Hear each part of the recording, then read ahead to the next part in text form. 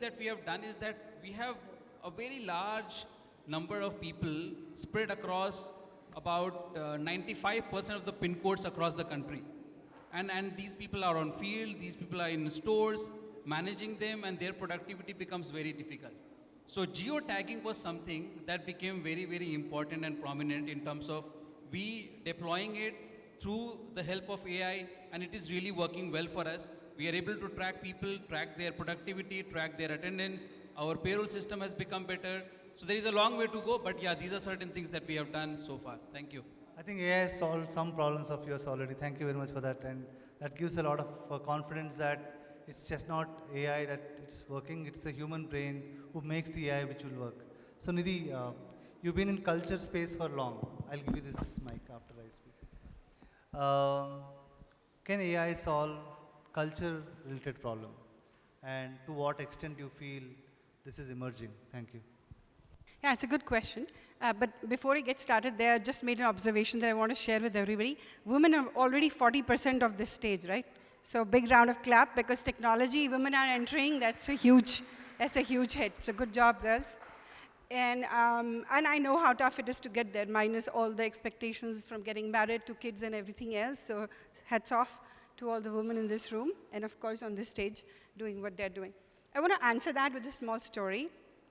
A disciple went to his guru and he said, Guru, I'm hungry, I want something to eat. So Guru said, "Theek hai, I'll go get some fruits." And Guru went, and then it was 1 hour, 2 hours. Now the disciple was really hungry. So he went to the Guru, and the Guru was playing around with the knife that the disciple had gifted.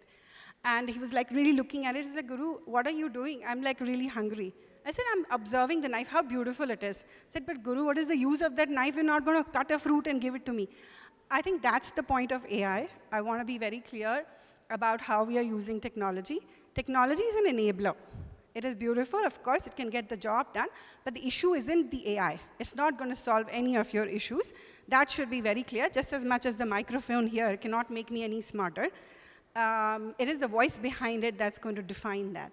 So yes, one, AI is definitely going to be a huge amplifier. Two, cognitive stuff that you are doing that can be offloaded with AI. Three, as and when technology becomes a commodity, which it is already becoming, the focus is going to go back to know who? Us. And I'm just waiting for that.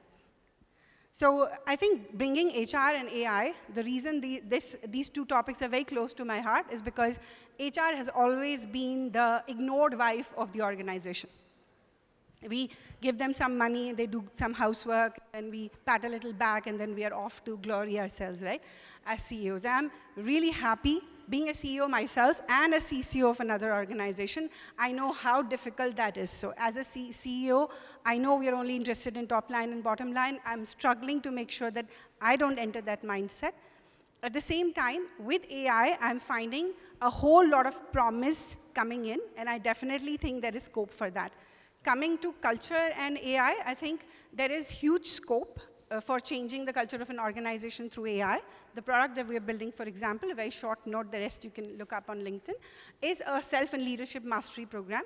We're definitely staying away from everything technology. Competence you can find, character you cannot build. Competence you can build in a few months on Coursera, LinkedIn. Character takes time. Trust, reliability is the most important value you have when you get to the organization top. It's not going to be your skill set. And that's the place we want to amplify using tech, and that's where we're using a whole lot of AI to do that. And it's brilliant how we're using it, so I encourage everybody to use it too. So Thanks. You gave a lot of hope to a lot of us, so thank you very much for that. So my friend and Phenom side, so we initially heard about analytics. Then we started getting into data science. Then we heard this interesting word called artificial intelligence. Then we heard this thing called machine learning, and then we started talking about NLP. Now we're talking about Gen AI. So my simple question to you is that being a company which is tech, being a company which is using data, what are you doing with this tech to enable customers like us in your organization? Thank you. Yeah, that was the only question I did not prepare. Okay. See, revolutions do not come every year, right? We believe after internet, probably this is the biggest revolution, Gen AI. You can argue, you may not argue, you may believe, you don't believe, but it is here to stay, right? So if you look at how the new businesses or the companies that are relevant today, there are three themes that they are following. Intelligence,